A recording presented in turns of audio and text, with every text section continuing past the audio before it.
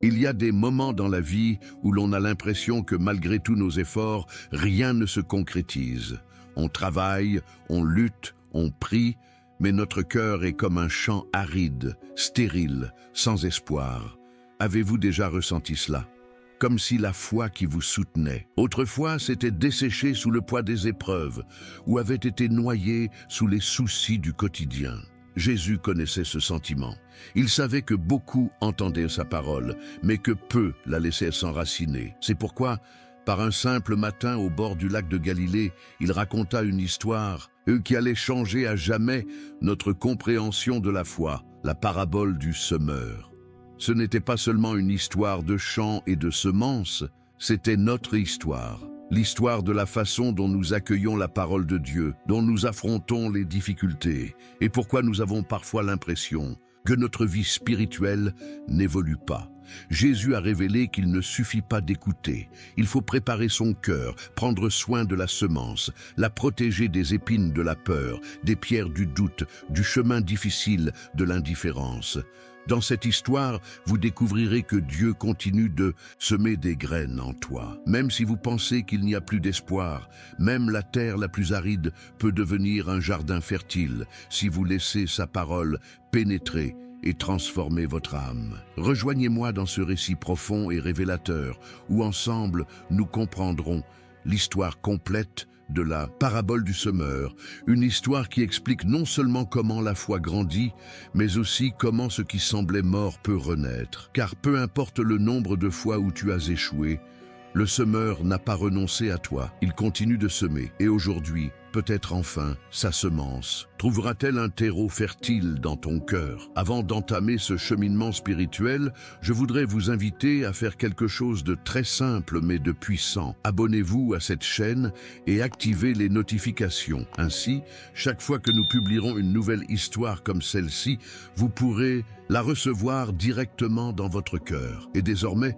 je veux que vous écriviez dans les commentaires « Seigneur, prépare mon cœur à être une bonne terre ». Cette phrase n'est pas qu'un simple commentaire, c'est une déclaration de foi. Car plus il y aura de gens qui l'écriront, plus ce mot touchera le cœur. Et n'oubliez pas, chaque fois que vous partagez un message de Dieu, vous devenez aussi un semeur. Alors, respirez profondément, ouvrez votre âme et rejoignez-moi pour découvrir ensemble l'histoire complète de la parabole du semeur. 1. Le maître au bord du lac. C'était un matin paisible sur les rives du lac de Galilée. Le soleil commençait à se lever sur l'eau, teintant le ciel de couleurs dorées et orangées. L'air était imprégné d'espoir, et le murmure du lac se mêlait aux voix des hommes, des femmes et des enfants qui accouraient vers lui, les pieds couverts de poussière, impatients d'entendre le maître. Jésus était déjà connu dans toute la région. Certains le considéraient comme un prophète, d'autres comme un simple rabbin, mais tous s'accordaient sur un point. Quand il a parlé, mon cœur a tremblé.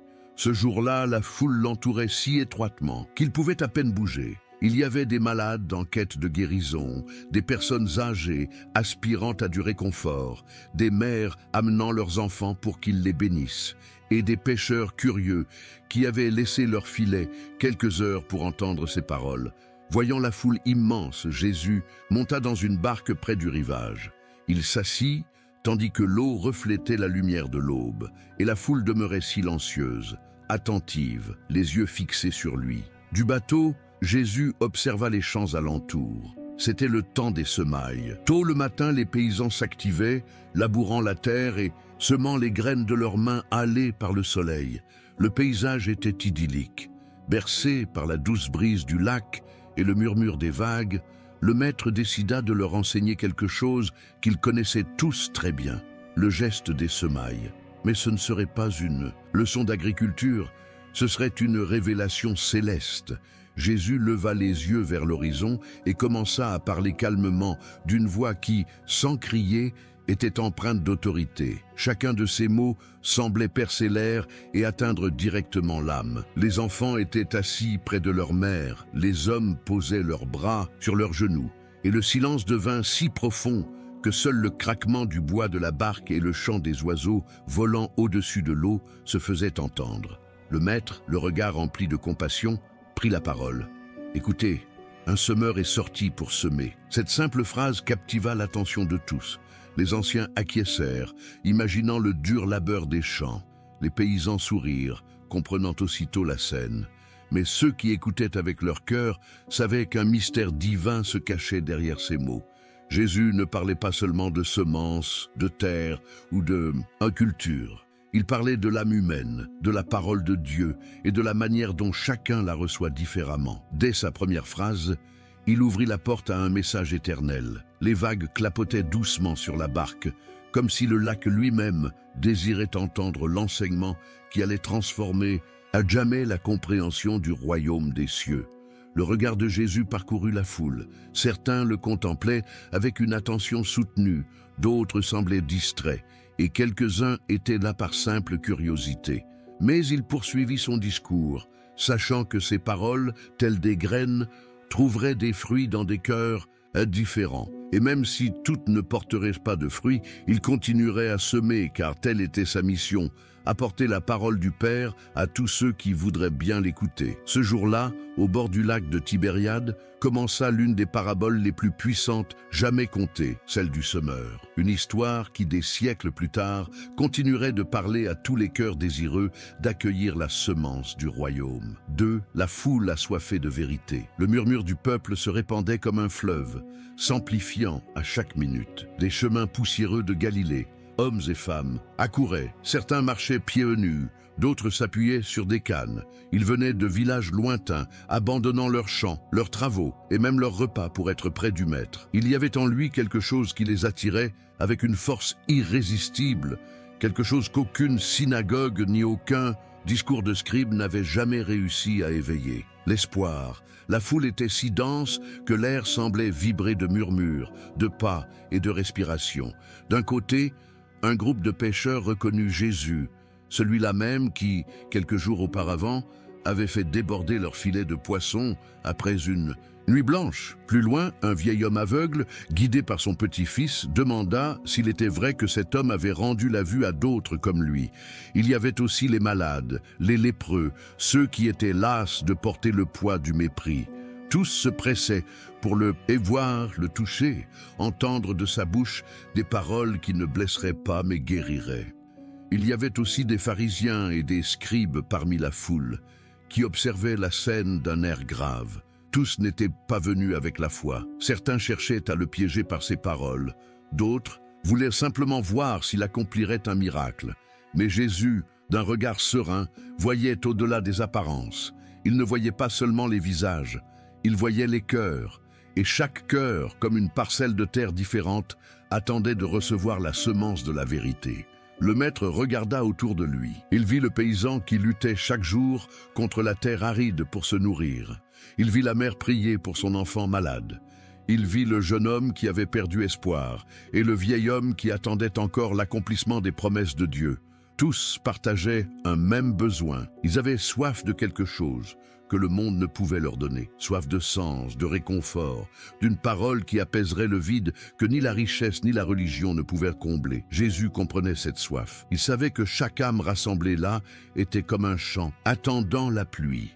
Et tandis que les vagues clapotaient doucement sur la barque où il était assis, il commença à leur parler, non pas avec le langage compliqué des docteurs de la loi, mais avec la simplicité que seul le Créateur peut avoir lorsqu'il s'adresse à ses créatures. Sa voix, grave et douce à la fois, s'éleva au-dessus du murmure du vent. Le semeur sortit pour semer. Les paroles résonnèrent comme un écho divin. Nombreux furent ceux qui se penchèrent en avant, attentifs, le cœur battant la chamade. Jésus savait que cette foule écoutait non seulement avec ses oreilles, mais aussi avec son âme. Certains ne comprenaient pas pleinement, mais quelque chose en eux brûlait, comme s'ils reconnaissaient la vérité de ce qu'ils entendaient. Les plus humbles d'entre eux se regardèrent, les larmes aux yeux. Ils eurent le sentiment, pour la première fois, que quelqu'un parlait d'eux. Et pour eux, ils n'avaient besoin ni de titre ni de pouvoir pour comprendre. Les paraboles de Jésus étaient comme des miroirs. Elles révélaient l'état de leur cœur. Tandis qu'il poursuivait son récit, les enfants s'assirent sur le sable, les hommes laissèrent tomber leurs outils à terre, les femmes chuchotèrent « à leur bébé pour ne rien manquer ». C'était comme si l'univers entier s'était figé pour écouter. Le vent se calma, les vagues semblèrent s'endormir, et le son de sa voix emplit chaque recoin du lieu. Jésus ne recherchait ni les applaudissements, ni l'admiration. Il semait des graines. Chaque parole qui sortait de sa bouche était une semence vivante du royaume de Dieu, répandue sur cette foule diverse et avide. Certains la recevraient avec foi, d'autres la laisseraient tomber au fond du chemin. D'autres encore la laisseraient mourir parmi les épines de l'anxiété et de la peur. Mais il continuait et parler car sa mission ne dépendait pas du résultat, elle dépendait de l'amour. C'est ainsi que, devant une foule assoiffée, Jésus commença à semer la vérité la plus puissante, que la parole de Dieu a le pouvoir de transformer même les cœurs les plus endurcis, pourvu qu'ils soient disposés à écouter. Ce jour-là, sur les rives de la mer de Galilée, ce n'est pas seulement une foule qui a entendu une parabole, c'est le ciel lui-même qui a parlé à la terre. 3. L'histoire commence. Le semeur sortit pour semer Jésus. Assis dans la barque qui berçait doucement, les eaux du lac contemplaient les champs dorés qui s'étendaient à perte de vue. Le soleil, déjà haut dans le ciel, illuminait les collines couvertes de blé et une douce brise agitait les branches d'olivier. Le paysage était idyllique. Tous ceux qui étaient réunis connaissaient le travail du semeur. Ils avaient vu des hommes marcher, un sac de graines en bandoulière, les répandant patiemment sur le sol. C'était une scène quotidienne, mais Jésus allait lui donner un sens éternel.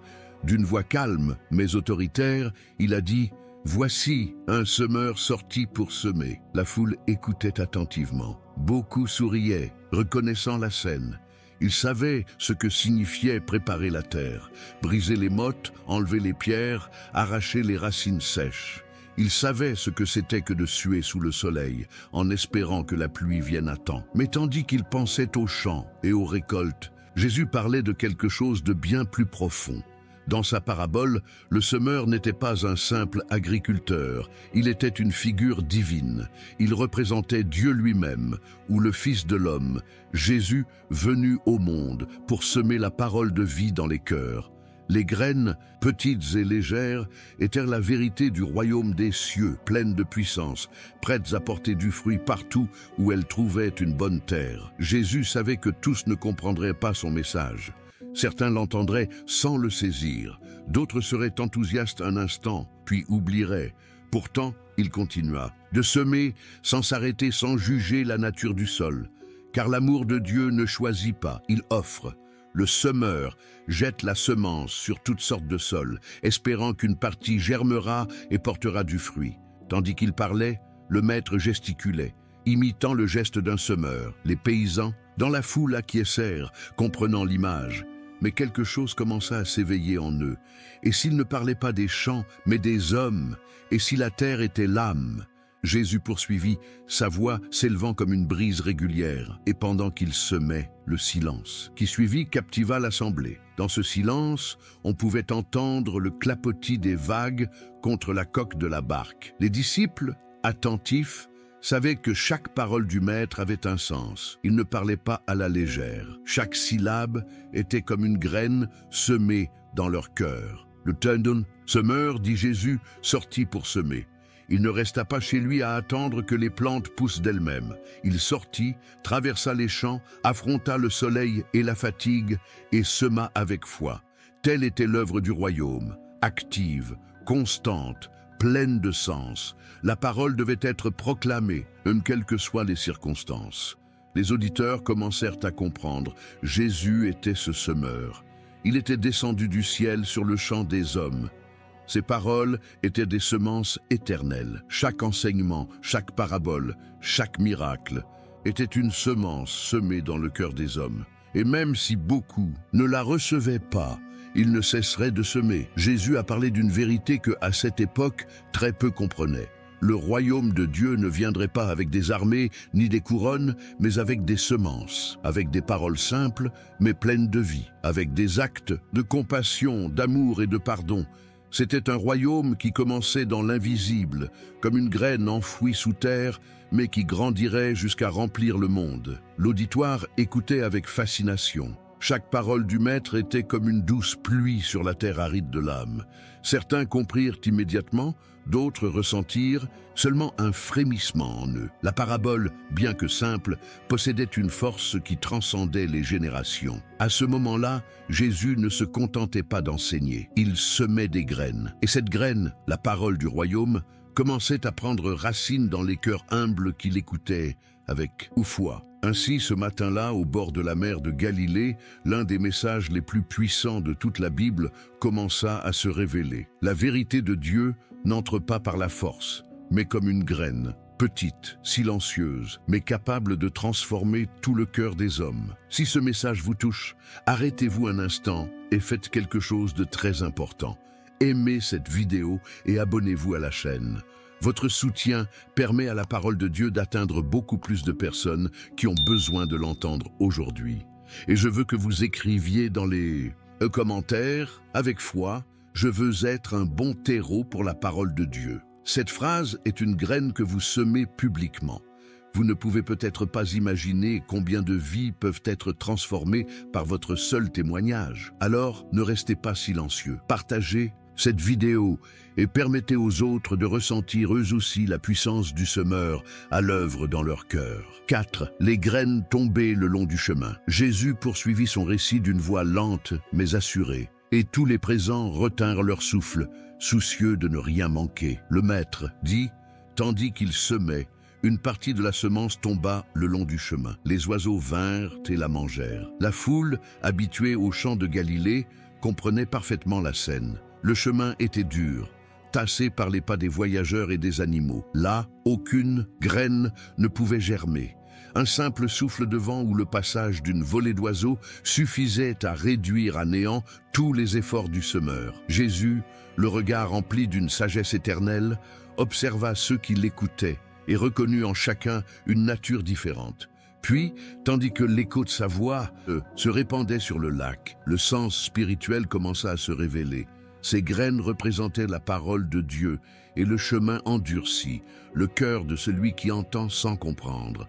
Dans ce silence sacré, c'était comme si le vent répétait les paroles du Maître. Les oiseaux sont venus et l'ont dévoré. Les auditeurs échangèrent des regards songeurs. Certains se souvenaient des chemins arides de leur village où rien ne poussait. D'autres comprenaient que Jésus parlait de quelque chose de bien plus profond. Il parlait de l'âme. Le cœur humain, lorsqu'il devient comme un chemin foulé aux pieds, ne laisse plus de place à la semence divine.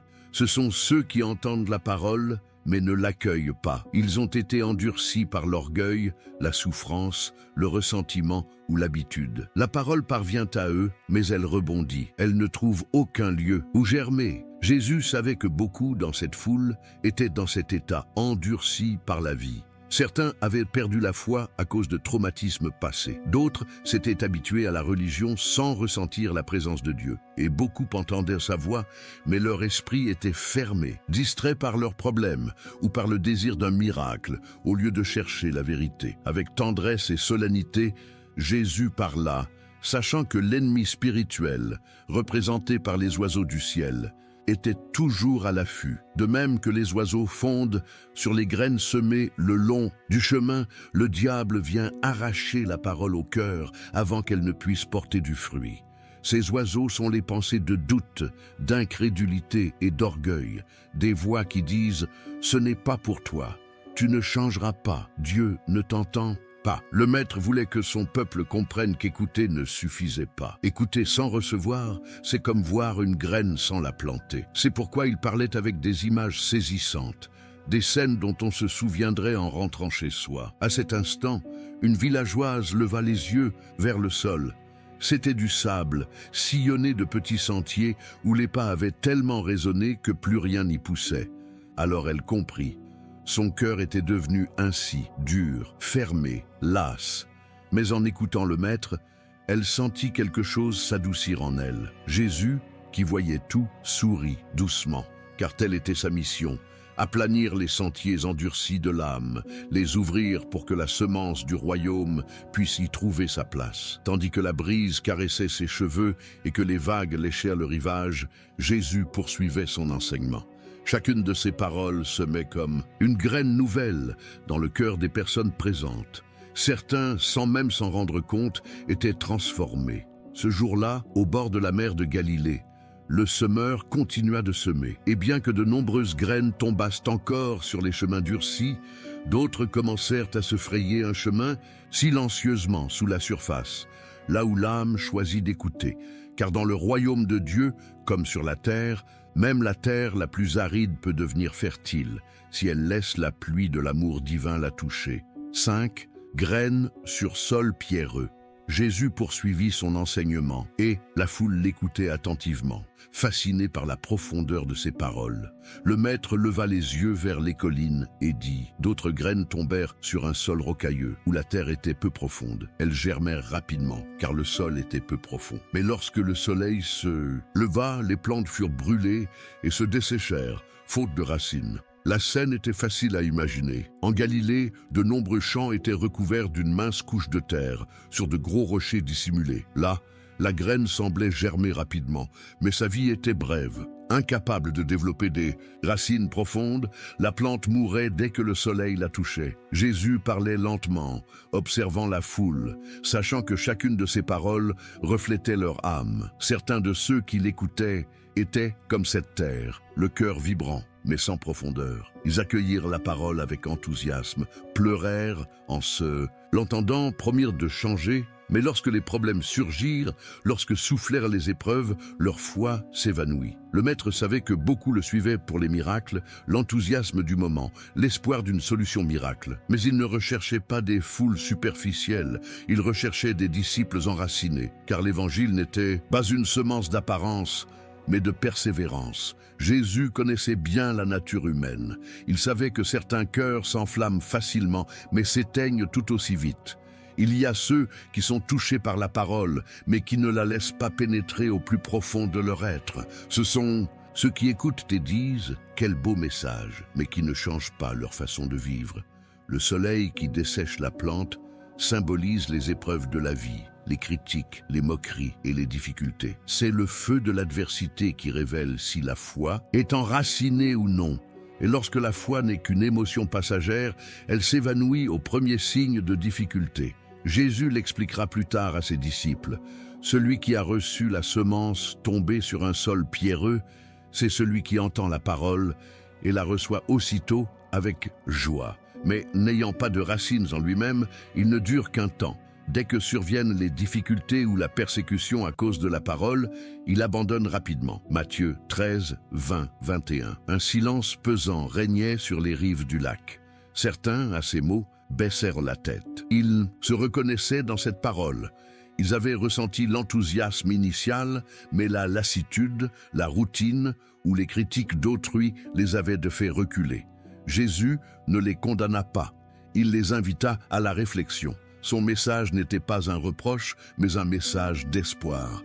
Car même un terrain rocailleux peut être transformé. Si l'on laisse le Saint-Esprit enlever les pierres du cœur, l'orgueil, l'incrédulité, la peur, alors la semence peut s'enraciner profondément. Jésus voulait leur faire comprendre que la croissance spirituelle ne se mesure pas à la rapidité avec laquelle on s'épanouit, mais à la profondeur avec laquelle on demeure. Le royaume de Dieu ne repose pas sur les émotions, mais sur les convictions. Le maître, d'une voix pleine de compassion, semblait parler à chaque âme individuellement. Laissez ma parole pénétrer au-delà des apparences. Ne vous contentez pas de l'écouter. Gardez-la, laissez-la s'enraciner dans votre vie. Certains dans la foule pleuraient, d'autres, le regard baissé, étaient profondément émus. C'était comme si les paroles du maître les touchaient au plus profond d'eux-mêmes. Et tandis que le vent soufflait de la mer, Jésus continuait de semer, semant la foi, la vérité et l'espérance dans des cœurs qui, bien qu'endurcis, pouvaient encore être transformés. Car l'amour du semeur ne se lasse jamais. Même si de nombreuses graines se dessèchent au soleil, il continue d'en semer d'autres, confiant qu'un jour, parmi tant de pierres, une racine solide germera, une vie nouvelle. 6. Les graines parmi les épines. Jésus poursuivit son récit, et la foule demeurait si attentive que même le bruit des vagues ne pouvait la distraire. Chaque parole du maître semblait porter le poids de l'éternité. Puis, il dit, une autre graine tomba parmi les épines. Les épines montèrent et l'étouffèrent. Les gens acquiescèrent de nouveau en silence. Ils savaient tous ce que sont les épines. Dans les champs de Galilée, ces buissons aux branches tortueuses et aux feuilles acérées poussaient rapidement, privant les bonnes plantes d'eau, de lumière et d'espace. Là où il y avait des épines, il n'y avait pas de récolte. Jésus a décrit avec une grande justesse ce qui se passe dans l'âme humaine. De même que les mauvaises herbes envahissent un sol fertile, les soucis, l'amour de l'argent et les désirs terrestres peuvent envahir le cœur qui a reçu la parole. La graine germe, certes, mais elle ne prospère pas. La vie spirituelle est étouffée par les épines de l'anxiété, des soucis et de l'illusion. Le maître regarda autour de lui et vit des hommes travaillant jour et nuit pour gagner leur vie, des mères épuisées par leurs responsabilités et des jeunes gens obsédés par la richesse ou la reconnaissance. Ce n'étaient pas de mauvaises personnes, mais leur cœur était saturé. Il n'y avait plus de place pour la parole de Dieu. Le champ de leurs âmes était entièrement occupé par les préoccupations du monde. Jésus expliqua ensuite à ses disciples, « Celui qui a reçu la semence tombée parmi les épines, c'est celui qui écoute la parole. Mais les soucis de ce monde et la séduction des richesses étouffent la parole et la rendent infructueuse. » Matthieu 13, 22. Ces paroles étaient comme une épée de lumière, tranchant la racine de l'illusion, car beaucoup pensent pouvoir servir Dieu et le monde, mais les épines ne s'allient pas à la semence, elles la détruisent. Le maître parlait avec le calme de celui qui comprend l'âme humaine. Il savait que les épines n'apparaissent pas du jour au lendemain. Elles croissent lentement, insidieusement. Elles commencent par de petites inquiétudes.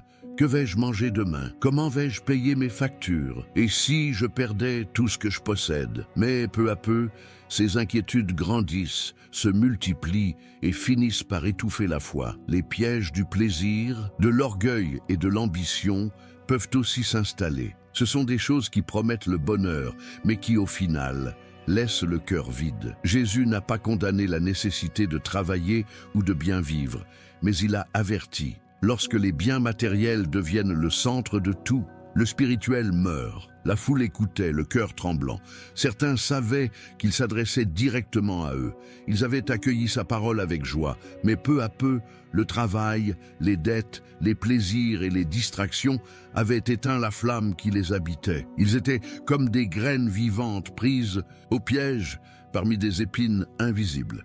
Jésus marqua une pause. Son regard était profond et pourtant empreint de tendresse. Il ne parlait pas pour condamner, mais pour éveiller les consciences. Il voulait qu'ils comprennent qu'il y avait encore de l'espoir, que les épines pouvaient être arrachées, la terre purifiée et l'âme s'épanouir à nouveau. Alors le maître étendit la main vers les champs voisins où le soleil tapait fort sur les plantes desséchées et dit d'une voix ferme: « Que celui qui a des oreilles pour entendre, entende. » C'était un appel à la réflexion, à l'introspection. Quelles épines y poussent dans ma vie? Qu'est-ce qui vole la place qui appartient à Dieu? Les paroles du maître planaient dans l'air comme une graine invisible. Certains, rentrant chez eux cet après-midi-là, ne pouvaient s'empêcher de repenser à ce qu'ils avaient entendu.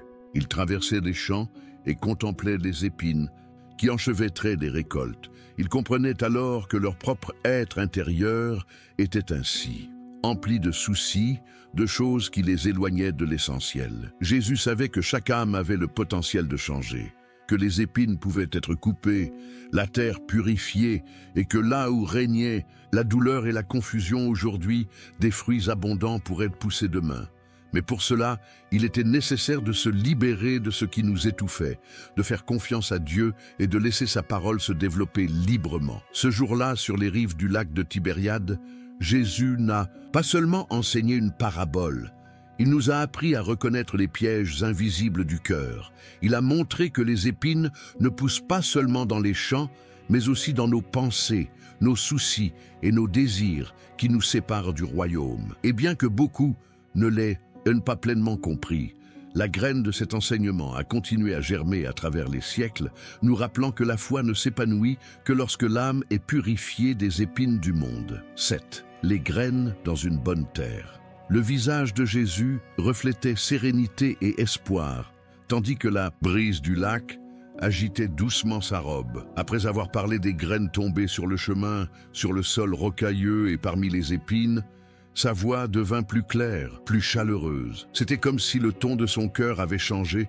lorsqu'il prononça les paroles suivantes. Mais d'autres semences tombèrent dans la bonne terre et produisirent du fruit, donnant 100, 60 ou 30 fois plus que ce qui avait été semé. Un murmure parcourut la foule. Nombreux furent ceux qui levèrent les yeux, profondément émus. Enfin, le maître parlait de la graine qui triomphe, celle qui trouve un terrain fertile pour germer. Et tous voulaient savoir que représente ce bon sol. Jésus observait les visages emplis d'espoir.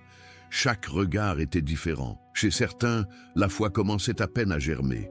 Chez d'autres, elle était déjà épanouie. Puis, avec le calme de celui qui connaît les secrets de l'âme, il se mit à expliquer. La bonne terre, disait-il, c'est le cœur qui entend la parole de Dieu et la comprend. Le cœur qui ne s'endurcit pas comme le chemin, qui ne s'atrophie pas comme le sol rocailleux, ni ne s'étouffe sous les soucis comme les épines. C'est un cœur humble, disposé et ouvert, qui permet à la parole de pénétrer jusqu'au plus profond de son être. Lorsqu'une graine tombe sur une bonne terre, un phénomène extraordinaire se produit. Elle ne germe pas par hasard, mais parce que le sol a été préparé. Le cultivateur, c'est qu'avant de semer, il doit labourer, défricher, enlever les pierres et arracher les mauvaises herbes. De même, chacun doit faire de même avec son âme, se dépouiller de son orgueil, se libérer de toute rancune, déraciner ses peurs et faire place à l'action divine. Jésus savait que chaque personne qui l'écoutait pouvait devenir cette terre fertile. Leur passé, leurs erreurs et leurs blessures n'avaient aucune importance. Quiconque laissait la parole s'enraciner profondément verrait des fruits abondants dans sa vie. Car la puissance ne résidait pas dans la semence, elle était déjà parfaite, mais dans la disposition du cœur qui la reçoit. Le maître parlait avec une telle tendresse qu'il était impossible de rester insensible. Certains, dans la foule, se mirent à pleurer en silence, comprenant que leur cœur, endurci par les années, pouvait redevenir une terre fertile s'ils laissaient entrer le semeur. Jésus a décrit comment une graine tombée en bonne terre entame un processus invisible. D'abord, elle meurt. Elle se brise et disparaît sous la terre obscure. Mais dans cette fin apparente, sa véritable raison d'être commence. Des profondeurs, une minuscule racine se propage, cherchant l'humidité. Puis la tige germe et peu à peu la vie émerge. Il en est de même pour la foi. Parfois, il semble que tout meurt, mais en réalité, tout commence à naître. La bonne terre représente le cœur persévérant. Ce n'est pas celui qui entend une fois et oublie, mais celui qui chérit la parole, la médite et la met en pratique jour après jour. C'est celui qui, même face à la sécheresse et aux tempêtes, demeure inébranlable car ses racines sont en Dieu. Jésus leva les yeux au ciel et ajouta « Que celui qui a des oreilles pour entendre, entende ». Cette phrase simple et pourtant si puissante a profondément résonné en chacun de nous. C'était un appel à écouter non seulement avec nos oreilles, mais aussi avec notre cœur, car entendre sans comprendre, c'est comme semer sans terre. Certains commencèrent à concevoir leur vie comme un chant spirituel. Ils se remémorèrent les moments où la parole avait touché leur cœur, mais aussi ceux où ils l'avaient laissé se dessécher. Ils comprirent que le royaume de Dieu ne grandit pas par hasard, mais par choix. Chacun décide si son cœur sera un chemin aride, un terrain rocailleux, un champ d'épines ou une terre fertile. Et Jésus, le regard rempli d'espoir, continua de semer. Chaque parole qu'il prononçait était une graine vivante, capable de transformer même l'âme la plus stérile. Il savait que dans cette foule, il y avait des cœurs prêts à fleurir. Certains porteraient du fruit au 31, d'autres au 60 et d'autres encore au 101. Mais ce qui importait n'était pas la quantité, mais le fait qu'ils portent du fruit. À cet instant, le soleil commença à disparaître à l'horizon, baignant le lac de teintes dorées. Le silence se fit parmi les gens qui fixaient le maître comme s'il ne souhaitait pas qu'il termine son discours. C'était comme s'il comprenait que ce qu'il venait d'entendre n'était pas simplement une histoire de paysans, mais le reflet de leur propre vie. Car, au final, la parabole du semeur ne parlait pas de terre et de graines, mais d'âmes et de décisions. Et dans le cœur de chaque auditeur, la voix du semeur continuait de résonner. « Que ma parole repose sur vous, et vous porterez du fruit en abondance. » Ainsi, tandis que la barque s'éloignait doucement du rivage, L'écho de l'enseignement de Jésus persistait dans l'air comme une graine emportée au loin par le vent, à la recherche d'un cœur nouveau où germer. Si cette histoire touche quelque chose de profond en vous, ne vous arrêtez pas ici. Cliquez sur j'aime, abonnez-vous à la chaîne et partagez cette vidéo pour que davantage de personnes puissent entendre cette parole qui transforme les cœurs. Et je vous invite à écrire dans les commentaires avec foi et sincérité « Seigneur, fais de mon cœur une bonne terre ». Cette phrase est une prière, une graine que vous semez aujourd'hui. Chaque commentaire, chaque j'aime, chaque partage, vous contribuez à ce que la parole continue d'être semée dans toujours plus de cœurs. Car le message de Dieu ne peut être gardé secret, il est semé. 8. Silence après l'enseignement. Lorsque Jésus eut fini de parler, un silence profond s'abattit sur les rives du lac. C'était un silence différent, non pas vide, mais plein de pensées, d'émotions et de révélations. Personne ne bougea. Les paroles du Maître planaient encore dans l'air, comme si la brise les répétait sans cesse sur les eaux calmes de la mer de Galilée. Le semeur, le chemin, les pierres, les épines, la bonne terre. Chaque image était gravée dans l'esprit de la foule. Certains se regardaient avec étonnement, d'autres baissaient les yeux, les larmes aux yeux. Car bien que Jésus n'eût désigné personne en particulier, chacun savait au fond de lui-même quelle était la nature de son cœur. Les vagues clapotaient doucement sur la barque où était assis le Maître. Un pêcheur sur le rivage serrait son filet entre ses mains, perdu dans ses pensées. Une femme, son jeune enfant dans les bras, le regardait avec tendresse et espoir. Un vieil homme ferma les yeux, se souvenant des années où la vie avait endurci son cœur. Et au milieu d'eux, Jésus demeurait silencieux, le regard fixé sur l'horizon, tel celui qui contemple une moisson qui n'a pas encore germé, mais dont il sait qu'elle viendra. Ce silence n'était pas la fin de l'enseignement, il en faisait partie intégrante. C'était le moment où la graine commençait à pénétrer le terreau de l'âme. Car les paroles du Maître n'étaient pas faites de bruit, mais d'intérêt. Elles ne recherchaient pas les applaudissements, mais la transformation. Certains murmuraient entre eux « Que voulait-il dire? Parle-t-il de nous? Que représentent ces chants ?» D'autres gardaient le silence comme s'ils craignaient de rompre l'atmosphère sacrée qui régnait autour de Jésus. Même les enfants, d'ordinaire si agités, restaient immobiles, fascinés par l'homme qui parlait de Dieu, comme s'ils le connaissaient personnellement. Et il en fut ainsi. Jésus ne parla pas de Dieu, il parlait avec la voix de Dieu. C'est pourquoi son message atteignait non seulement l'oreille, mais aussi l'esprit. Chaque parabole était une clé qui ouvrait les portes du cœur, mais seuls ceux qui étaient prêts à y entrer pouvaient en comprendre le sens. Les minutes s'écoulaient, et certains s'éloignèrent lentement, sans dire un mot. Ils regagnaient leur village, l'esprit empli de pensées. Tous ne comprenaient pas, mais une flamme brûlait en eux. Les graines avaient été semées. Le temps et les circonstances révéleraient lesquelles porteraient leurs fruits. Jésus regarda ceux qui étaient restés près de la barque, ses disciples. Eux aussi ne comprenaient pas tout, mais leurs yeux exprimaient un mélange d'admiration et de curiosité. Ils savaient que chaque parabole du Maître recelait une vérité profonde, et ils aspiraient à la découvrir. Pedro, toujours impulsif, rompit le silence et demanda respectueusement « Maître, pourquoi parles-tu en parabole ?» Jésus le regarda avec un sourire serein.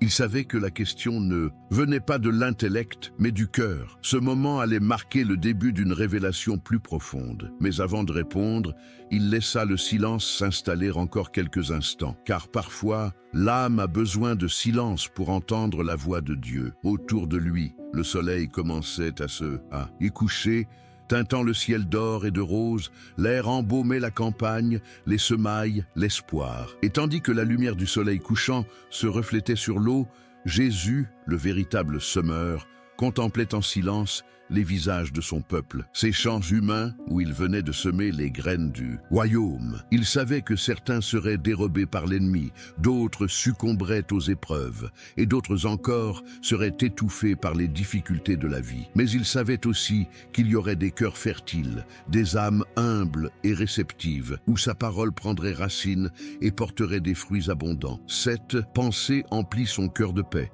Car même si beaucoup ne comprenaient pas encore, il avait accompli sa mission, il avait semé la graine.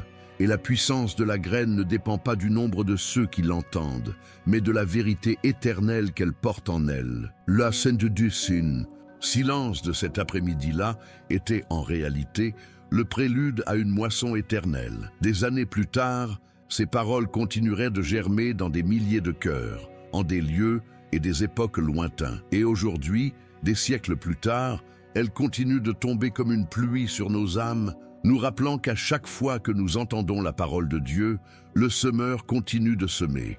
Et au fond de ce lac sacré où les eaux reflétèrent le ciel, une promesse silencieuse semblait résonner, que celui qui a des oreilles pour entendre, entend. 9. Les disciples cherchent à comprendre. Le soleil commençait déjà à se coucher derrière les collines de Galilée. Le ciel se teintait d'orange, d'or et de violet, tandis que le murmure de la mer accompagnait le bruit de pas s'éloignant lentement.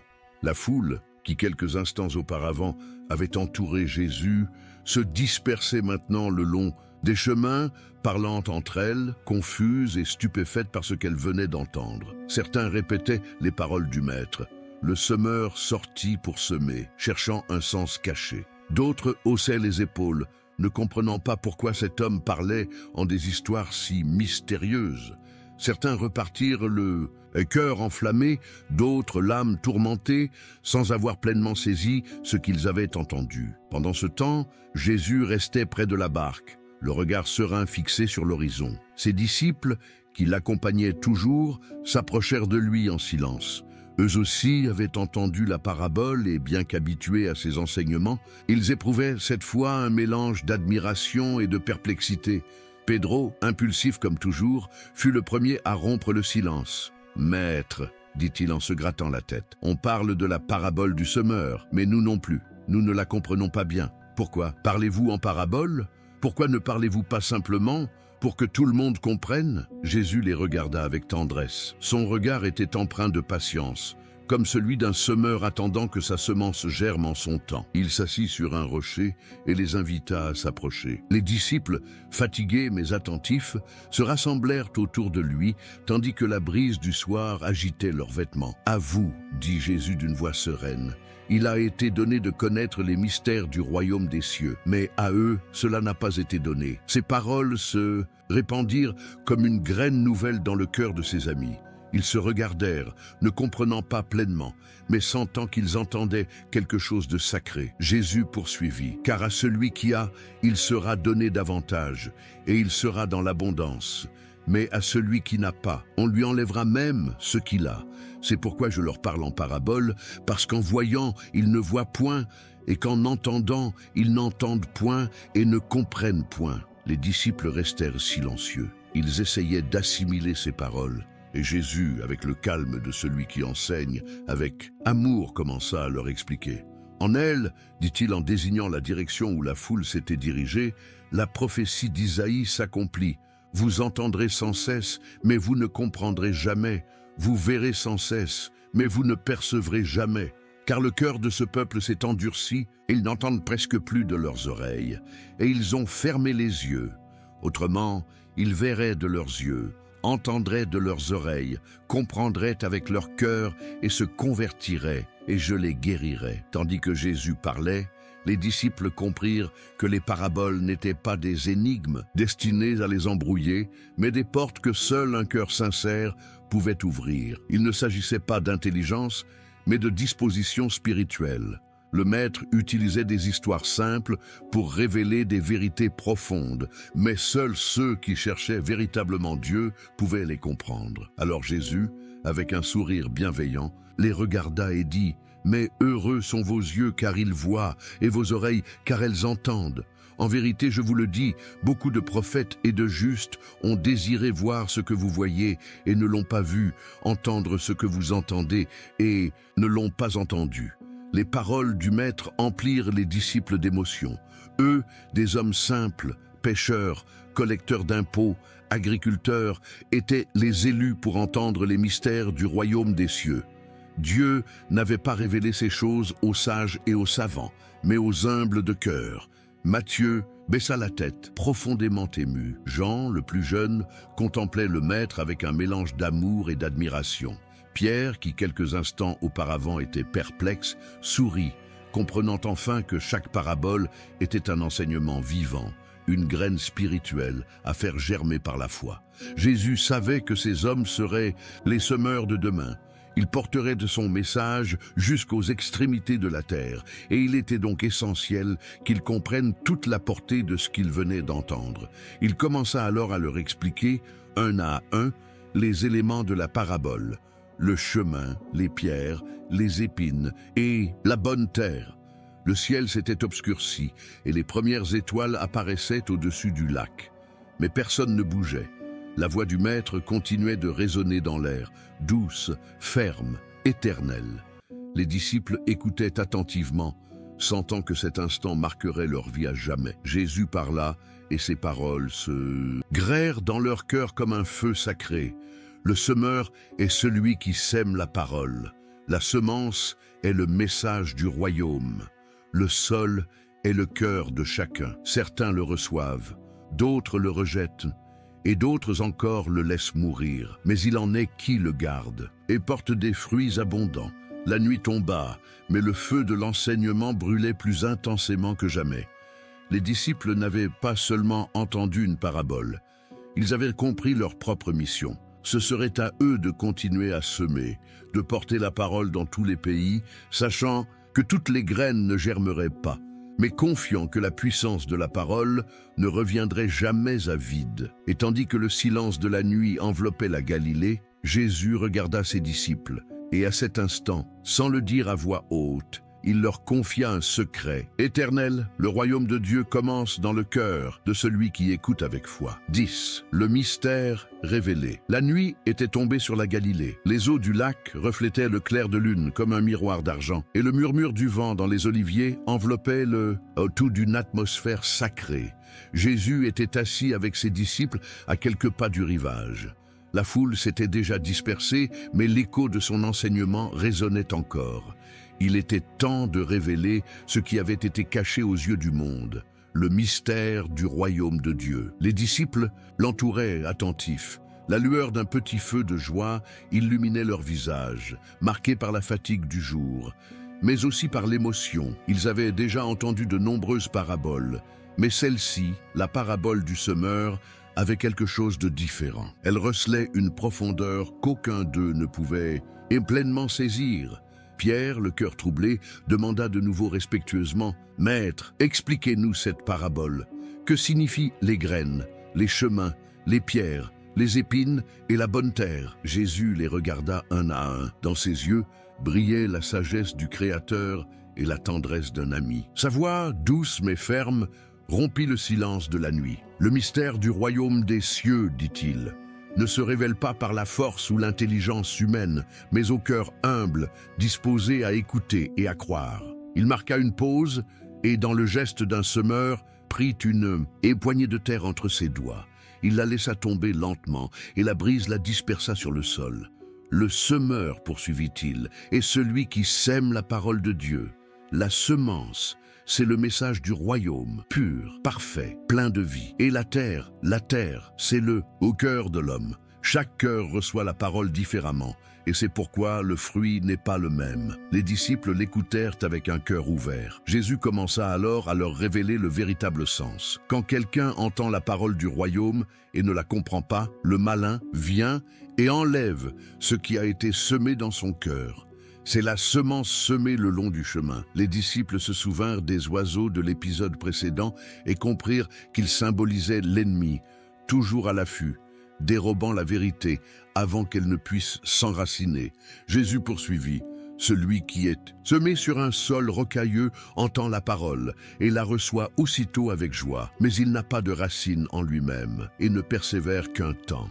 Dès que surviennent les tribulations ou les persécutions à cause de la parole, il abandonne aussitôt. » Matthieu baissa la tête, comprenant combien la foi peut être fragile lorsqu'elle n'est pas enracinée dans une profonde confiance en Dieu. Jésus les regarda avec tendresse et poursuivit son discours. « Celui qui a reçu la semence tombée parmi les épines, c'est celui qui entend la parole. Mais les soucis de cette vie et la séduction des richesses étouffent la parole et la rendent infructueuse. Ces paroles étaient comme un miroir reflétant la condition humaine. Certains disciples repensèrent à leur propre peur, au moment où ils avaient douté, où s'étaient davantage souciés des biens matériels que de l'Éternel. Alors Jésus, avec un sourire, éleva la voix sur un ton d'espoir. Mais celui qui a reçu la semence dans la bonne terre, c'est celui qui entend la parole et la comprend. Il porte du fruit, et son fruit est 100, 60 ou 30 fois plus abondant que ce qui a été semé. Un silence respectueux suivit ces paroles. Le feu crépitait et les flammes dansaient doucement devant eux. Les disciples comprirent que le royaume de Dieu n'était ni un lieu physique, ni une puissance terrestre. C'était une semence spirituelle qu'il fallait planter dans le cœur des hommes et qui ne pouvait germer que chez ceux qui étaient prêts à la nourrir, à l'arroser et à la protéger. Jésus, contemplant le ciel étoilé, ajouta d'une voix pleine de tendresse, « Le royaume des cieux est un mystère. Car beaucoup le cherchent à l'extérieur, alors qu'en réalité, il est en vous. Dieu ne sème pas dans l'air, mais dans l'âme. Et chaque parole que vous avez entendue aujourd'hui a le pouvoir de transformer le monde si vous lui permettez de s'enraciner. » Les paroles du Maître étaient comme un fleuve de paix. Les disciples se sentirent enveloppés par une vérité profonde. André contemplait pensivement le feu, tandis que Jean fermait les yeux, s'efforçant de graver chaque mot dans son cœur. Jésus savait que ces hommes seraient les futurs semeurs de l'Évangile. C'est pourquoi il ne leur révéla le mystère qu'à eux. Ce n'était pas un enseignement pour les érudits, mais pour ceux qui seraient transformés. C'était le début d'une révolution silencieuse. Une semence divine qui, avec le temps, se répandrait sur toute la terre. La nuit tomba et le ciel se remplit d'étoiles. Les paroles du Maître résonnaient encore dans l'air. Et tandis que les flammes illuminaient son visage, Jésus les contempla avec un amour infini. Et dit, « N'ayez pas peur si certains ne comprennent pas, si d'autres rejettent ou si beaucoup ne portent pas de fruits. Votre mission est de semer. La force de la vie réside dans la graine, non dans la terre. Et croyez-moi, le semeur ne laissera pas sa parole retourner sans avoir porté de fruits. » Une douce brise soufflait sur le lac, éteignant peu à peu le feu. Les disciples restèrent silencieux, mais dans leur cœur brûlait quelque chose de plus puissant que les flammes. Le mystère du royaume avait été révélé. Et dès cette nuit-là, chaque parole du Maître fut gravée dans leurs âmes comme une graine éternelle, destinée à fleurir dans les champs du monde. 11. La semence comme parole de Dieu. Le silence de la nuit enveloppait Jésus et ses disciples. Les braises du feu s'éteignaient lentement, mais la lumière qui brûlait dans le cœur de ceux qui l'écoutaient grandissait sans cesse. Jésus les regarda avec tendresse, sachant que le moment était venu de leur révéler un principe éternel, une vérité si profonde qu'elle traverserait les générations. La semence, c'est la parole de Dieu. D'une voix douce mais autoritaire, le Maître dit « Le semeur sème la parole. Chaque parole qui sort de la bouche de Dieu est comme une graine vivante. Ce n'est pas une pensée vide, ni un son emporté par le vent. C'est la vie, la puissance, l'esprit. » Les disciples le regardaient attentivement. Ils avaient vu Jésus guérir d'un seul mot, calmer les tempêtes d'un ordre, chasser les démons par sa voix. Ils savaient que lorsqu'il parlait, un miracle se produisait. Ils comprenaient maintenant pourquoi il comparait ses enseignements à une graine. Jésus prit une poignée de terre dans ses mains et la laissa tomber lentement. De même qu'une graine a besoin d'une bonne terre pour germer, la parole de Dieu a besoin d'un cœur disposé pour porter du fruit. La graine en elle-même contient déjà la puissance de la vie. Mais si la terre ne la reçoit pas, elle ne germera jamais. Pierre, le visage illuminé par le clair de lune, hocha lentement la tête. Il avait compris. La parole de Dieu avait un pouvoir créateur, mais c'était le cœur de l'homme qui décidait si cette semence vivrait ou mourrait. Jésus poursuivit, le regard perdu à l'horizon, comme quelqu'un qui voit au-delà du temps. Depuis le commencement, la parole est la semence de toute la création. Que la lumière soit, dit Dieu, et la lumière fut. Chacune de ces paroles a engendré l'existence, l'ordre et le sens. De même, aujourd'hui, chaque enseignement que vous recevez est une semence divine capable de faire naître une vie nouvelle en vous. Jean, le plus jeune des disciples, ne quittait pas le Maître des yeux. Ses paroles semblaient empreintes à la fois de gravité et de douceur. Et Jésus, remarquant leur attention, poursuivit avec passion, « Mais souvenez-vous, une graine ne fleurit pas en un jour. D'abord semée, elle reste cachée, puis porte ses fruits en son temps. Il en va de même de la parole de Dieu. Parfois vous l'entendez et il semble que rien ne se passe. Mais au plus profond de votre âme, elle œuvre, grandit, se prépare à germer. Le maître parla, et le vent nocturne sembla accompagner sa voix, agitant les branches des arbres voisins. Certains, dit-il, entendent la parole et l'oublient aussitôt. D'autres la reçoivent avec enthousiasme, mais ne la nourrissent ni de prière, ni d'obéissance. Mais ceux qui la gardent, qui l'arrosent de foi, verront une abondante moisson. Les disciples restèrent silencieux. Chacun réfléchissait à la manière dont il avait reçu la parole du Maître. Certains se souvenaient de la dureté de leur cœur au début, empli de doutes et de craintes, mais à présent, ils sentaient cette semence divine s'enraciner profondément en eux. Jésus leva les yeux vers le ciel étoilé et ajouta solennellement « L'homme peut semer beaucoup de choses dans sa vie, des projets, des paroles, des décisions, mais seule la parole de Dieu demeure éternellement. Les fleurs se fanent, l'or se ternit, les empires s'effondrent, mais la semence divine ne meurt jamais. » Santiago, qui écoutait attentivement, demanda humblement « Maître, comment savoir si la graine germe en nous ?» Jésus le regarda et sourit. Vous le reconnaîtrez à ses fruits. Personne ne sème du blé et ne récolte des épines. Si la parole a pris racine, vous verrez dans votre vie l'amour, la paix, la patience, l'humilité et la bonté. Ce sont là les fruits du royaume. Mais s'il n'y a pas de changement, si le cœur reste le même, alors la semence n'a pas encore germé. Le groupe demeura silencieux, profondément ému. Certains fixaient le sol, sentant que le maître s'adressait directement à leur âme. Ils n'étaient pas de simples auditeurs. Ils étaient le champ où le semeur avait semé sa parole. Jésus se leva, un éclat de compassion dans les yeux, et conclut « Souvenez-vous de ceci, mes amis, la parole de Dieu n'a pas été donnée seulement pour être entendue, mais pour être vécue. Si vous la gardez, si vous la chérissez, si vous lui obéissez, elle grandira en vous comme un arbre vigoureux qui procurera son ombre et ses fruits à beaucoup. La lune illuminait son visage et une paix indescriptible emplissait l'air. » Les disciples comprirent qu'ils faisaient partie de quelque chose de bien plus grand qu'eux-mêmes.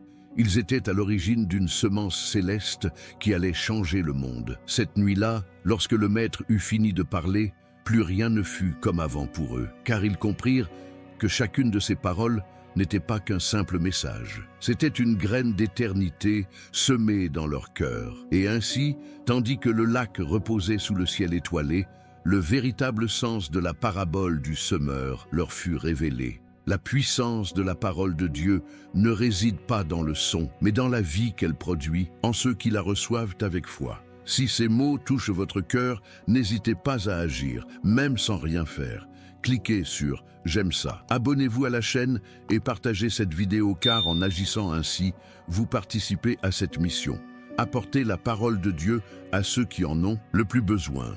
Et je vous invite à écrire cette déclaration de foi dans les commentaires. « Seigneur, enlève les épines de mon cœur et fais de moi un terrain fertile pour ta parole. » Vous ne savez pas qui vous pourriez toucher par cet acte de foi. Chaque fois que quelqu'un écrit, partage ou écoute, une nouvelle graine est semée et cette graine peut changer une vie à jamais. 12. Les 4 types de cœur. Le feu s'était presque entièrement éteint, mais la voix de Jésus résonnait encore dans le cœur des disciples. Le Maître les regarda avec tendresse et avec le calme de celui qui révèle un secret éternel, commença à leur parler de quelque chose qui touchait les profondeurs de l'âme humaine, les 4 types de cœur. Le royaume de Dieu, dit Jésus en traçant des lignes dans le sol avec ses doigts, ne dépend pas seulement de la semence, mais aussi du sol qui la reçoit. Il en va de même pour le cœur humain. Les disciples se penchèrent en avant, attentifs. Chaque mot semblait revêtir une importance céleste. Jésus poursuivit d'un ton serein mais pénétrant. Il y a 4 sortes de cœurs, comme 4 sortes de terre. Certains sont comme la route rocailleuse, d'autres comme le sol pierreux, d'autres encore comme le champ d'épines. Mais il y a aussi des cœurs qui sont comme une bonne terre. Le Maître souleva une petite motte de terre sèche et la laissa tomber dans ses mains. Le premier cœur, dit-il, est comme la route, dur, piétiné, sans place pour que la semence puisse pénétrer. C'est le cœur qui entend mais ne comprend pas. Il est fermé par l'orgueil, l'incrédulité ou les blessures du passé. La parole arrive mais n'entre pas. Et alors, l'ennemi vient et la vole. Les disciples restèrent silencieux. Pierre, perdu dans ses pensées, baissa les yeux. Il savait ce que c'était que d'avoir le cœur endurci. Il l'avait été lui-même avant de rencontrer le Maître. Jésus le regarda avec compassion, devinant ses pensées, et poursuivit. Le second cœur, poursuivit-il, est comme un sol rocailleux. Il reçoit la semence avec joie, la plante croît rapidement, mais elle n'a pas de racines. Lorsque le soleil des épreuves ou de la persécution apparaît, il se dessèche. C'est le cœur émotionnel, enthousiaste à l'égard de la parole, mais qui ne la soutient pas par l'obéissance ni par une foi profonde. Matthieu acquiesça. Il avait vu beaucoup de gens comme ça, pleins d'enthousiasme au début, mais qui abandonnaient face aux difficultés. Jésus savait que c'était là l'un des grands combats de l'âme humaine. Garder la foi quand le chemin devient aride. Alors le Maître prit une poignée de branches sèches et épineuses. Il les présenta au feu et dit « Le troisième cœur est comme un terrain épineux. La graine y germe, certes, mais les épines l'étouffent. C'est le cœur partagé, qui veut aimer Dieu, mais aussi le monde. Il est préoccupé par les richesses, le travail, le plaisir, les apparences. Et peu à peu, ces choses étouffent la vie spirituelle, jusqu'à ce que la foi meure sans porter de fruits. Un silence pesant s'installa. Les disciples comprirent la profondeur de ces paroles. Combien de fois les soucis, les peurs et les désirs du monde avaient tenté d'étouffer leur foi. Jésus les regarda, sachant que chacun d'eux avait, à un moment ou un autre, ressenti ces épines. Puis, avec un sourire plein d'espoir, elle prit une poignée de terre douce et humide et la laissa glisser entre ses doigts. « Mais il existe un quatrième type de cœur, dit-il doucement, celui qui est comme une bonne terre. Humble, réceptif et disposé, il écoute la parole, la chérit et la met en pratique. Il permet à la semence de s'enraciner profondément, de croître et de fleurir. Sa vie devient alors une moisson abondante, multipliant le bien autour de lui. Jésus regarda ses disciples un à un. Ils étaient comme cette terre. Il avait semé en eux des graines, et bien qu'ils fussent encore en apprentissage, leur foi commençait à germer. Le fruit, ajouta-t-il, n'est pas le même, et pour tous. Certains en donnent 30, d'autres 60 et d'autres encore 100 fois plus. Mais ce qui compte, ce n'est pas la quantité, mais le fait qu'ils portent du fruit. Car là où il y a de la vie, il y a un but. Les paroles du Maître résonnèrent profondément dans l'âme de ces hommes. Ils comprirent alors que tous ceux qui entendent la parole ne changent pas. Car le problème ne réside pas dans la semence, mais dans le cœur. Le même message qui transforme certains reste inaperçu pour d'autres. Jésus, d'une voix sereine, conclut « Le royaume de Dieu grandit en secret au fond du cœur de l'homme. Personne ne le voit au début, mais lorsqu'on en prend soin, qu'on l'arrose de foi et qu'on le protège par l'obéissance, le jour vient où le fruit est visible à tous. C'est pourquoi je vous dis, examinez votre cœur. De quelle terre êtes-vous? Les étoiles brillaient de 1000 feux au-dessus du lac, et un silence empreint de recueillement enveloppait les disciples. Nul ne parlait, mais tous étaient plongés dans leurs pensées. Ils savaient que le Maître ne s'était pas contenté de leur expliquer une parabole.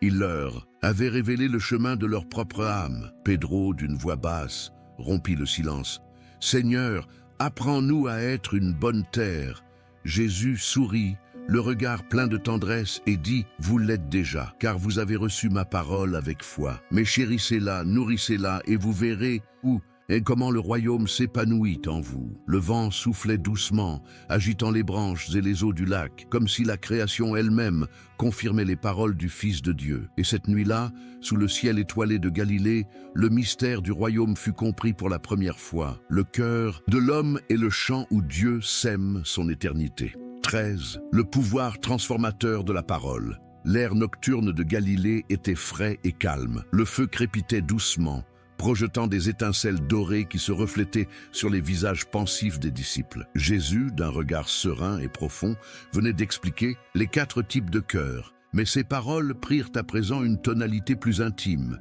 plus révélatrice. Il voulait qu'ils comprennent non seulement comment accueillir la parole, mais aussi ce dont cette parole est capable lorsqu'elle trouve un cœur réceptif. La parole de Dieu, commença le Maître, n'est pas, un simple son ni une idée humaine. Elle est vivante, elle a du pouvoir. Lorsqu'elle est semée dans un cœur, elle ne le laisse pas inchangé. Elle le transforme, le purifie, le renouvelle. Ses disciples écoutaient en silence, fascinés. Certains se souvenaient comment leur vie avait changé depuis leur rencontre avec lui. Pierre repensait au jour où Jésus l'avait appelé au bord de la mer en disant « Suis-moi ». Un seul mot a suffi à le faire tout quitter. Matthieu, le collecteur d'impôts, se souvient de ce moment où le maître s'est approché de sa table et, par une simple phrase, a brisé des années d'ambition et de solitude.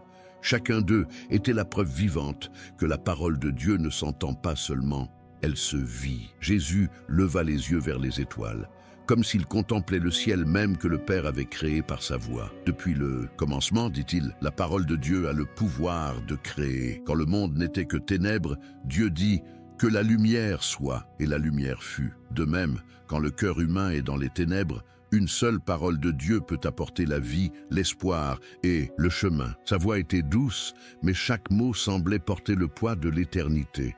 C'est pourquoi, poursuivit-il, celui qui garde la parole en lui n'est plus jamais le même. Il peut être blessé, mais il guérira. Il peut être perdu, mais il retrouvera son chemin. Il peut être mort spirituellement, mais la parole le relèvera. Jean, les yeux brillants, le regardait avec admiration. Plus tard, il se souviendrait de ces mots et écrirait « Au commencement était la parole, et la parole était avec Dieu. » Et la parole était Dieu, car il comprenait que Jésus ne se contentait pas de prononcer la parole. Il était la parole vivante de Dieu, marchant parmi les hommes. Le maître poursuivit son discours, tandis que le vent agitait doucement les branches voisines. De même que la pluie tombe du ciel et ne retourne pas sans avoir arrosé la terre, l'ayant fait germer et porter du fruit, ainsi en est-il de la parole qui sort de la bouche de Dieu.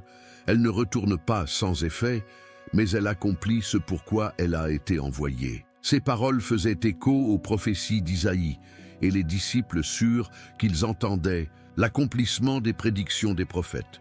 Chaque syllabe jaillissait des lèvres du Maître comme une graine lumineuse, débordante de puissance spirituelle. Jésus marqua une pause, les regarda chacun à leur tour et dit fermement « Ne sous-estimez pas la parole. Beaucoup l'entendent, mais ne croient pas parce qu'ils ne la ressentent, et pas immédiatement.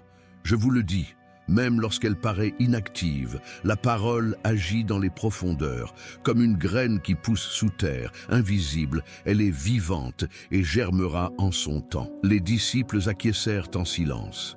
Ils avaient vu comment les paroles de Jésus transformaient les gens en quelques minutes. Les aveugles recouvraient la vue, les paralytiques marchaient, les pécheurs pleuraient de pardon. Il était clair que la parole n'était pas qu'un enseignement. Elle était la puissance divine manifestée. Jésus esquissa un sourire. « Le cœur humain peut résister, dit-il, mais la parole a le pouvoir de briser les pierres. Elle peut transformer ce qui semblait perdu. Elle peut faire d'un pécheur un saint, d'un incroyant un témoin, d'un ennemi un ami. » Il ramassa une petite graine par terre et la tint entre ses doigts. « Regardez cette graine, dit-il. Elle est petite, presque insignifiante, mais elle renferme la vie. Si vous la plantez, elle grandira, prendra racine et deviendra un arbre. Il en va de même de la parole de Dieu. Elle peut paraître insignifiante à première vue, mais lorsqu'elle touche un cœur disposé, elle porte des fruits qui transforment le destin des générations. » À cet instant, le silence s'épaissit. Les disciples comprirent que l'enseignement de Jésus ne s'adressait pas seulement à eux, mais à tous les temps. Cette graine continuerait de germer dans le cœur de ceux qui l'entendraient, même des siècles plus tard. Le Maître conclut d'une voix douce, mais ferme. « C'est pourquoi je vous dis, prenez soin de la semence. Ne laissez pas l'ennemi la voler, ni les épines l'étouffer, ni le soleil des épreuves la dessécher. Arrosez-la de foi, nourrissez-la d'obéissance, et vous verrez votre cœur devenir un jardin du royaume de Dieu. » Le feu s'éteignit complètement. Mais le cœur des disciples brûlait d'une flamme plus vive que jamais. Chaque parole du Maître les avait inondés comme une pluie céleste, imprégnant leurs âmes. Et tandis qu'ils contemplaient le lac, illuminé par le clair de lune, ils comprirent que la parole qu'ils venaient d'entendre n'était pas seulement un enseignement, elle était la vie, elle était l'Esprit, elle était Dieu lui-même parlant par son Fils. Cette nuit-là, plus rien ne fut jamais comme avant, car une fois que la parole est semée en bonne terre, rien ne peut empêcher sa croissance. La foi avait commencé à prendre racine et bientôt le monde entier serait témoin du pouvoir transformateur de la parole de Dieu. 14. L'appel à préparer le terrain du cœur. La nuit était déjà tombée. Les étoiles brillaient de 1000 feux au-dessus du lac de Galilée et une brise fraîche caressait le visage des disciples. Jésus, assis sur un rocher, contemplait le reflet de la lune sur l'eau. Il leur avait beaucoup enseigné ce jour-là, mais il lui restait encore quelque chose à leur dire. La graine a peut-être du pouvoir, mais le terrain doit être préparé. Le maître savait que le message ne devait pas seulement être compris, mais aussi vécu. C'est pourquoi, d'une voix calme mais déterminée, il commença à leur parler du besoin le plus profond de l'âme humaine, préparer le terrain du cœur. La semence, dit Jésus en contemplant l'horizon, est toujours bonne. C'est la parole du Père. Mais si la terre n'est pas prête, si elle est dure, pleine de pierres ou d'épines, il n'y aura pas de fruits. C'est pourquoi que chacun de vous examine en soi-même et prépare le sol de son cœur. Ses disciples écoutaient attentivement. Pierre fronçait les sourcils, perdu dans ses pensées. Jean baissait la tête, les yeux fermés. Matthieu joignait les mains sur ses genoux. Il comprenait que Jésus ne parlait pas de champs, mais d'âme. Le maître poursuivit. De même qu'un agriculteur travaille sa terre avant de semer, une personne doit travailler son cœur. Elle doit déraciner l'orgueil, briser la rancune, enlever les pierres de l'incrédulité et couper les épines de l'inquiétude. Alors seulement la parole pourra croître librement et porter du fruit. Les paroles du Maître étaient simples, mais chacune d'elles recelait une profondeur qui touchait l'âme. « Et comment prépare-t-on le terrain du cœur » demanda humblement Andrew. Jésus le regarda tendrement et répondit « Avec repentance, prière et obéissance. Un cœur repentant est comme une terre fraîchement labourée, douce, ouverte, prête à recevoir. Un cœur qui prie est comme une terre arrosée, fertile et vivante, et un cœur obéissant est comme un champ cultivé, protégé de l'ennemi. » Les disciples acquiescèrent. Ils savaient que Jésus parlait de quelque chose qui ne se faisait pas en un jour. Préparer son cœur était un travail constant, comme celui d'un agriculteur qui retourne sans cesse à son champ pour désherber et s'assurer de la bonne récolte. Le maître regarda ses disciples et sa voix devint plus grave. Il y en a qui veulent voir du fruit sans avoir préparé le sol. Ils veulent récolter sans semer. Ils veulent la bénédiction sans changement. Mais je vous le dis, sans purification, il n'y a pas de croissance. Le royaume de Dieu ne prospère que là où le cœur est disposé à être transformé. Il marqua une pause, laissant le silence achever son enseignement. Les flammes du feu crépitaient doucement et le lac reflétait le ciel comme un miroir. Puis Jésus ajouta « N'ayez pas peur si votre terre a été aride ou négligée. Même la terre la plus sèche peut devenir fertile si elle reçoit la pluie de l'amour du Père. Il ne recherche pas des cœurs parfaits, mais des cœurs disposés. Si vous ouvrez votre cœur, Dieu le transformera en une bonne terre et sa parole y prendra racine. » Pierre, les yeux humides, murmura « Seigneur, je veux que mon cœur soit cette terre. » Jésus sourit, ému. « Pierre, dit-il, ton cœur sera préparé par le feu et les larmes, mais un jour, il portera beaucoup de fruits. Non par ta propre force, mais par l'œuvre du Père en toi. » Le Maître savait que chacun de ses disciples affronterait des épreuves, des déceptions, des trahisons, mais il savait aussi que ces expériences mêmes serait la charrue qui retournerait la terre de leurs âmes. Ce n'est qu'après avoir été brisés qu'ils seraient prêts à semer l'évangile dans le monde. Jésus se leva lentement et désigna les champs au loin. « Voyez, dit-il, le semeur n'a pas peur de se salir les mains. Il marche sous le soleil, il endure la fatigue, mais il le fait parce qu'il croit en la moisson. Vous aussi croyez. Préparez vos cœurs chaque jour, car le royaume ne grandit pas dans le confort, mais dans le don de soi. » Ces paroles résonnaient de force, mais aussi de tendresse. Chaque phrase était une invitation, un appel divin à l'introspection. La foi n'était pas seulement une question d'écoute, il s'agissait de cultiver, de nourrir, de persévérer. Cette nuit-là, dans le silence qui les entourait, les disciples comprirent que suivre Jésus ne consistait pas seulement à écouter ses enseignements, mais aussi à se laisser transformer par eux. Le véritable miracle ne résidait pas dans la semence venue du ciel, mais dans la terre qui s'était ouverte pour la recevoir. Jésus regarda de nouveau le ciel étoilé et dit à voix basse, presque comme une prière, « Père, que chaque cœur ici soit une terre fertile pour ta parole, que nul ne se perde sans avoir porté de fruits et que la puissance de ton amour transforme même les terrains les plus arides. » Une douce brise soufflait et une paix profonde régnait. Les disciples savaient qu'ils avaient reçu une leçon qui les marquerait à jamais. Il n'y a pas de récolte sans préparation, ni de transformation sans ouverture. Et ainsi, sous le ciel de Galilée, ils comprirent que le royaume de Dieu ne commence ni dans les temples ni dans les champs. Il commence dans le cœur, lorsqu'on laisse le semeur le travailler avec amour. 15. La moisson éternelle. L'aube se levait sur la mer de Galilée. Les premières lueurs du jour coloraient le ciel de teinte rose et dorée, tandis que le chant des oiseaux annonçait une nouvelle journée. Jésus, debout avec ses disciples, contemplait sereinement l'horizon. Il avait enseigné, il avait révélé les secrets du royaume, et maintenant, d'une voix à la fois ferme et douce, il commençait à leur parler de ce qui allait arriver. La moisson éternelle. Le maître désigna les champs qui entouraient le lac où les paysans s'apprêtaient déjà à labourer la terre. Les graines semées des semaines auparavant commençaient à germer, vertes et pleines de vie. « Regardez ces champs, dit Jésus. Le royaume des cieux ressemblera à cela. Le semeur sème, la semence pousse et vient la moisson. Chacun récoltera ce qu'il aura semé. » Les disciples l'écoutaient avec respect. Sa voix était empreinte de gravité, comme si chaque mot portait le poids de l'éternité. Le royaume de Dieu, poursuivit Jésus, est semblable à un vaste champ où le Père a semé sa parole.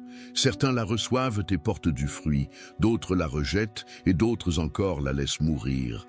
Mais le jour viendra où le semeur retournera dans son champ et séparera le bon grain de l'ivraie. Les paroles du Maître rappelaient celles des anciens prophètes. Le jugement dernier, la récompense éternelle, le but ultime de la vie, tout cela était contenu dans cette simple image de la moisson. Le bon grain, dit Jésus, représente ceux qui ont entendu la parole, l'ont gardée et l'ont mise en pratique. Ce sont ceux qui ont laissé le Saint-Esprit transformer leur cœur. Ils seront rassemblés par le Père et conduits dans sa grange éternelle. Mais l'ivraie qui a poussé parmi le bon grain sera séparée parce qu'elle n'a pas porté de fruits, parce que sa racine n'était pas de vie. Le groupe resta silencieux. La brise matinale agita leurs vêtements et fit jaillir une dernière étincelle du feu déjà faible. Jésus poursuivit. « Celui qui sème pour la chair moissonnera la destruction. Mais celui qui sème pour l'esprit moissonnera la vie éternelle.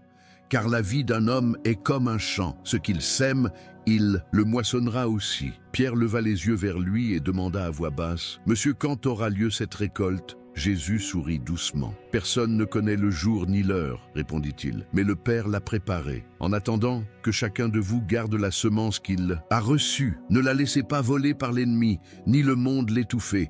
Persévérez et votre fruit demeurera éternellement. » Il marqua une pause et son regard se tourna vers le lac, où la lumière du soleil commençait à se refléter comme de l'or liquide sur l'eau. « Celui qui porte du fruit pour Dieu, dit-il, ne vit pas en vain. Ses œuvres, ses paroles, sa foi, tout cela contribuera à la grande moisson, car il n'y a pas de semence semée avec amour que le Père n'oublie. Chaque larme, chaque sacrifice, chaque acte de foi seront recueillis en son temps. » Profondément ému, Jean contempla les rayons du soleil illuminant le visage du Maître. Il comprit alors que Jésus parlait non seulement de l'avenir, mais aussi du présent. Chaque âme qui croyait en lui était un épi de blé germant dans le champ éternel du royaume. Jésus reprit la parole, cette fois avec une passion qui emplissait l'air.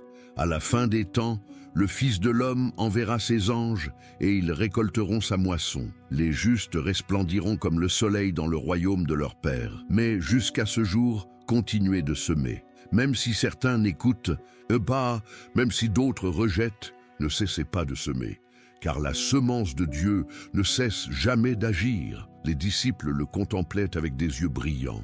Ils comprenaient que son message n'était pas seulement un enseignement, mais une mission. Jésus les préparait à aller répandre la parole à travers le monde. Ils seraient les semeurs de l'Évangile, les porteurs de la semence divine. Le Maître leva les yeux au ciel et dit d'une voix ferme et pleine d'espoir, « Regardez les champs, ils sont déjà blancs pour la moisson. Le temps est venu. Le semeur et le moissonneur se réjouiront ensemble, car la moisson du royaume n'aura pas de fin. Le vent soufflait avec violence, comme si le ciel confirmait ses paroles. Les disciples furent saisis d'une paix profonde. Ils comprirent que la parabole du semeur n'était pas qu'une simple histoire. C'était une prophétie concernant l'humanité. Chaque personne serait un champ, chaque décision une graine et chaque vie une moisson. Jésus les regarda un par un et conclut avec tendresse: « N'oubliez jamais ceci, je suis le semeur, mais je suis aussi le fruit, car je suis la parole que le Père a semée dans le monde, et celui qui me reçoit a la vie éternelle. » Les larmes montèrent aux yeux de certains disciples. Ils savaient qu'ils assistaient à quelque chose que le monde ne comprendrait pas facilement, le mystère du royaume, le miracle de la croissance, la promesse de l'éternité. Alors que le soleil se levait pleinement sur la mer de Galilée, illuminant les champs, Jésus marchait sereinement, suivi de ses disciples. Les oiseaux chantaient, la terre était emplie de lumière et l'air était lourd d'un silence sacré. Ce jour-là, plus qu'une parabole, le Maître avait révélé un destin. L'histoire du semeur était en réalité l'histoire de Dieu semant son amour dans le cœur de l'homme. Et un jour, quand tout sera fini, il reviendra pour récolter sa moisson, une moisson éternelle, où chaque fruit sera vie, et chaque vie, un témoignage de la puissance de sa parole. Peut-être, en écoutant cette histoire, avez-vous ressenti quelque chose s'éveiller en vous, comme si ces mots n'étaient pas qu'un conte ancien, mais le reflet de votre propre vie, car nous avons tous, à un moment ou un autre, emprunté ce chemin ardu, foulé ce sol rocailleux, traversé ce champ d'épines. Nous avons tous éprouvé comment les problèmes, la douleur, où la routine sape notre foi, notre espoir, notre désir de continuer à progresser. Mais la bonne nouvelle, c'est que Dieu ne s'est pas lassé de semer en vous. Il ne s'attarde pas sur votre passé, vos erreurs, ni sur l'aridité de votre âme. Il ne cesse de répandre sa parole sur votre cœur, encore et encore, attendant le jour où la graine germera. Car si la terre a été aride, son amour est plus fort. Si les épines ont poussé, sa grâce a le pouvoir de les arracher. Jésus n'a pas raconté cette parabole pour désigner un échec, mais pour montrer qu'il y a toujours l'espoir d'une nouvelle floraison. Le même Dieu qui crée des univers par sa voix peut transformer la terre la plus aride en un champ fertile. Il suffit d'ouvrir son cœur, d'accueillir sa parole et de la mettre en pratique. Écouter ne suffit pas. Il faut la vivre. Peut-être avez-vous l'impression d'avoir tout essayé en vain. Mais aujourd'hui, le semeur traverse à nouveau votre vie. Aujourd'hui, sa voix vous appelle encore. Il ne demande pas la perfection, seulement la bonne volonté. Car lorsque le cœur s'ouvre à Dieu, la graine commence à pousser et le désert se transforme en jardin et les larmes en récolte. C'est l'histoire complète de la parabole du semeur, une histoire qui ne parle pas d'échec, mais d'opportunité, d'un Dieu qui ne renonce pas, qui ne vous abandonne pas et qui continue de croire qu'en vous, il y a une bonne terre. Alors, peu importe le nombre de fois où vous êtes tombé, déblayez le terrain, arrachez les épines, laissez l'amour de Dieu vous renouveler et vous verrez comment votre vie, une fois de plus, recommence à s'épanouir sous la lumière du semeur éternel. Avant que cette vidéo ne se termine, je tiens à vous adresser une invitation très spéciale. Regarde au fond de ton cœur. Avez-vous laissé la parole de Dieu s'enraciner en vous? Si oui, ou si vous souhaitez le faire, écrivez avec foi dans les commentaires: « Seigneur, que ma vie porte beaucoup de fruits pour ta gloire. » Et n'oubliez pas quelque chose de très important. Vérifiez si vous êtes déjà abonné à la chaîne. Si vous n'êtes pas encore abonné, faites-le dès maintenant et activez les notifications pour ne pas manquer les prochaines histoires qui nourriront votre âme. Dale, j'aime. Ça, partagez cette vidéo et aidez-nous à semer la parole dans des milliers de cœurs qui ont besoin d'espoir aujourd'hui. Car vous aussi êtes un semeur du royaume. Et n'oubliez pas, le semeur continue de semer et peut-être qu'aujourd'hui, la bonne terre, c'est votre cœur.